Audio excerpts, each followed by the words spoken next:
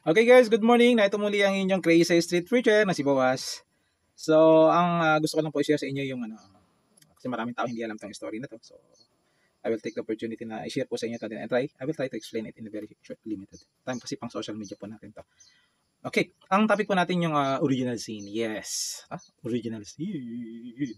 So, bakit ba nagka-leche-leche yung buhay ng tao sa mundo? No? So, because of the original sin. So, dun, yun ang ating i-share no? sa ating mga minamahal na kababayan. Okay, basahin po natin yun. Nakasulat po yan sana sa Genesis chapter 3. Let's read the Holy Scripture, then I will try my best to explain it po in a short, limited time. Okay, basahin natin. Now the serpent was more subtle than any beast of the field which the Lord had made. And he said unto woman, Yea, hath God said, Ye shall not eat of every tree of the garden. And the woman said unto the serpent, We may eat of the fruit of the trees in the garden. But of the fruit of the tree which is in the midst of the garden, God had said, Ye shall not eat of it, neither shall ye touch it, lest ye die. And the serpent said unto the woman, Ye shall not surely die. Ye shall not surely die. No? For God that know that in the day ye eat thereof, then your eyes shall be open, and ye shall be as gods, knowing good and evil. And when the woman saw that the tree was good for food, and that it was pleasant to the eyes, and the tree, no? Okay, and the tree to be desired to make one wise, took of the fruit thereof and did eat, and gave unto her husband with her, and he did eat. And the eyes of them both were open, and they knew that they were naked, and they sewed fig leaves together and made themselves aprons. And they heard the voice of the Lord God walking in the garden in the cool of day. And Adam and his wife hid themselves from the presence of the Lord God among the trees of the garden. And the Lord God called unto Adam, and he said unto him, Where art thou? And he said, I heard thy voice in the garden, and I was afraid, because I was naked, and I hid myself. And he said, Who told thee that thou wast naked? Hast thou eaten of the tree whereof I commanded thee that thou shouldest not eat? And the man said, The woman whom thou gavest to me with me, she gave me of the tree, and I did eat. And the Lord God said unto the woman, What is it that thou hast done? No? And the woman said, The serpent beguiled me, and I did eat. So from chapter 3, verse 1 hanggang 13, yan po yung fall of man from the snare of the devil. Nama na po natin until now. No? Yung fall of man na namana natin until now, yan yung binayaran, niredeem ng ating Panginoong Jesus sa cross of Calvary. Yung pasakit na naranasan po ng ating Panginoon para masatisfy lang ang Diyos, God the Father. No? Okay. Satisfied na ako. Patatawarin ko ang mga tao dahil sa iyo, aking bigatin Son, Jesus Christ. So, let me explain yung detail na nangyari sa chapter 3, verse 1 hanggang 13. Kasi nakikita po natin kung paano matukso ang demonyo. No? Anong ginamit niya para matukso si woman na kumain ng forbidden fruit? Samantalang Diyos, no? The Lord God ang nagsabi sa kanila, kainin niyo lahat. Kainin niyo lahat. No? Pero huwag niyong kakainin yung puno nasa gitna ng Garden of Eden. Yung puno ng tree of knowledge of good and evil. At sa tabi na, nandun yung tree of life. No? Kung gusto nilang mabuhay forever, yan ang hinahangad ng mga tao sa mundo ngayon. No? Pwede sila kumain ng fruit nun. Nasa kanila lahat. They do not have to work. They do not have to worry for so many things in this world. Pero, natokso si woman eh. No? Ano yung ginamit? Ito, tandaan mo natin. No? Ang ginamit na panukso, no, ni Satanas sa kanya, alam ni woman na, huwag niyong kakainin yung prutas ng puno na yan, kasi kayo mamamatay. Anong sinabi ni Satanas? Huwag kang maniwala doon, hindi ka mamamatay. Bagkus, no? Bubuksan ng iyong mga mata sa knowledge of good and evil at magigigit kang parang Diyos din. So si woman, katulad ni Satanas, na naghangad na parang maging Diyos din, umupo sa congregation of the North. No? Although binigyan din kasi siya ng knowledge of good and evil. Kasi siya yung special angel, siya yung leader ng mga angel. Then natukso siya dun. Wala tumuksok kay Satanas. Alam niya lang yun. Oh, gusto ko maging Diyos din kasi meron siyang knowledge of good and evil. Binigay sa kanya lahat ng Diyos. Lahat. Kasi siya yung, pwede sabihin na paborito. No? Well, so, ganoon na nga. Tinukso ni Satanas si Eva sa pamamagitan ng, huwag kang maniwala dyan, hindi ka mamamatay. Huwag ko sa bubuksan ng iyong mata. No? Malalaman mo kung ano yung tama at mali. At magiging kang parang Diyos din. So, that's the same temptation po na ginagawa ng demonyo sa mga tao.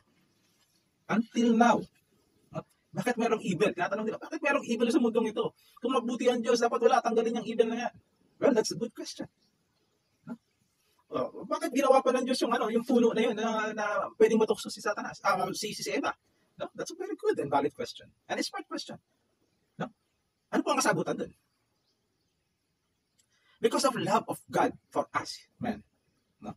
Binigyan niya tayo ng freedom. Kasi gusto niya, kung mamahalin siya ng taong kanyang nilikha, no?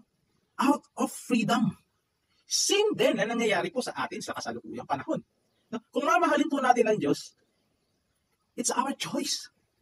Hindi sa choice ni numan. No? It's our choice. Kung gusto natin magkaroon muli ng relasyon sa Panginoon na na-broken dito sa original sin na tinatawag, kailangan natin magkaroon ng relationship sa Diyos. I-restore natin yung relationship. Imagine mo kung gaano ka-close ang Diyos during that time ni Adam and Eve. No? Magkasama sila sa Garden of Eden. Nakikita ng tao, ng man, ang our Lord God. Nakakasalamuha. Nakakakwentuhan. No? Friends. Friends sila. Though, alam ni Adan at ni Eva na Diyos yun. Yun yung na-broke nung nagkasala ang tao. At yun yung binabalik ng ating Panginoong Yesus sa atin. Yung relationship na na-broke. Namatay ang relationship. Yun yung namatay. Ano yung consequences na ginawa sa pagkakasala na yan nila Eva at Adan? Then, yung sufferings, doon nagsimula. Kung nagdurusa ka ngayong panahon na ito, huwag mong sisihin ng Diyos. Kasalanan mo yan. Kasalanan ng tao yan. Kasalanan natin yan. But for God so loved the world that He gave His only begotten Son. Siya yung way, the truth, and the life natin.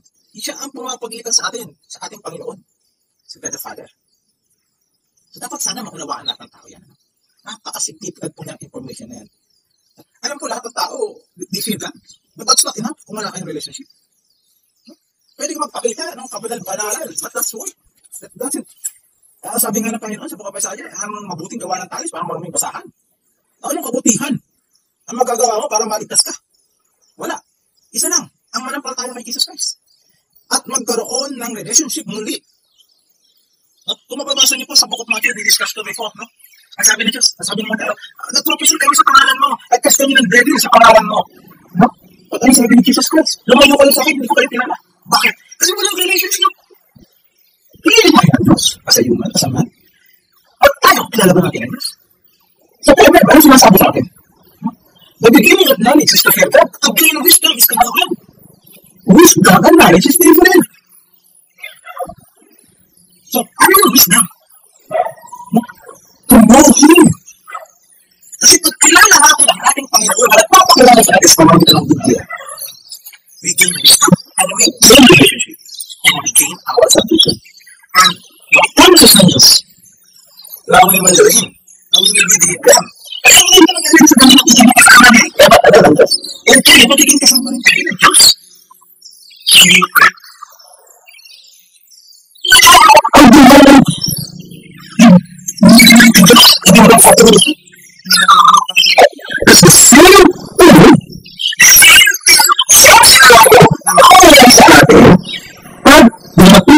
Yung judgment. Ang ito na judgment. Ang ito na judgment. Ang ito na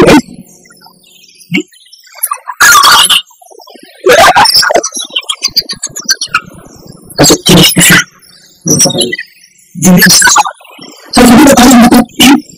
Dinis na siya. Ako na natin sa mga talaga yung editor. Ang saan na kaya hindi tayo. We are created by God. Kasi namanawaan po natin yan. God Oh my God. So, what the time to do? Kung mga katong bago talaga. I'm not talking about religion. I'm talking about Jesus.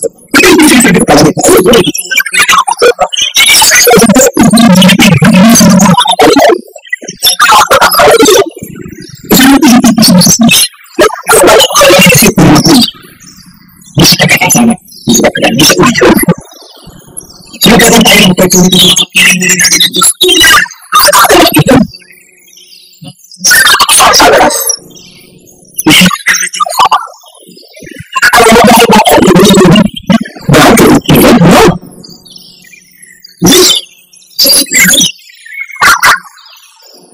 We are disobedient. Ngayon mo malapit sa atin ng Diyos. Kasi sinabi na, don't you be angry, but pray to.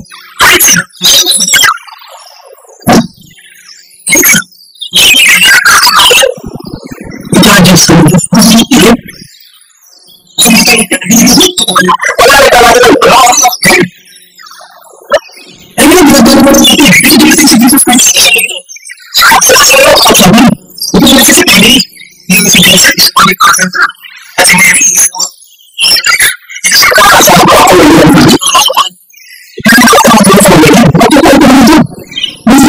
Wala sa inyo ang mga mo.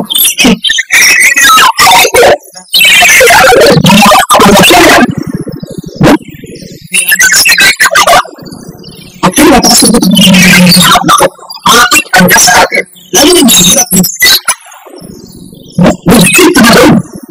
Kasi kung ano pa yung pinagay sa akin, pinagay sa akin ay, tama. So, ano po ako sa weekend? Naglalawaan natin ang Holy Spirit. Kailangan natin mag-deal sa relationship. So, ito, walang tayo naman habang po tayo sa isang relationship. So, wala naman tayo kapit. Kasi kailangan ng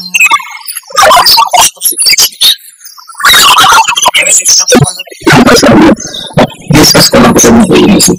Sabi niyo na tayo dito sa ibang sakot na nasa bayan niyo po.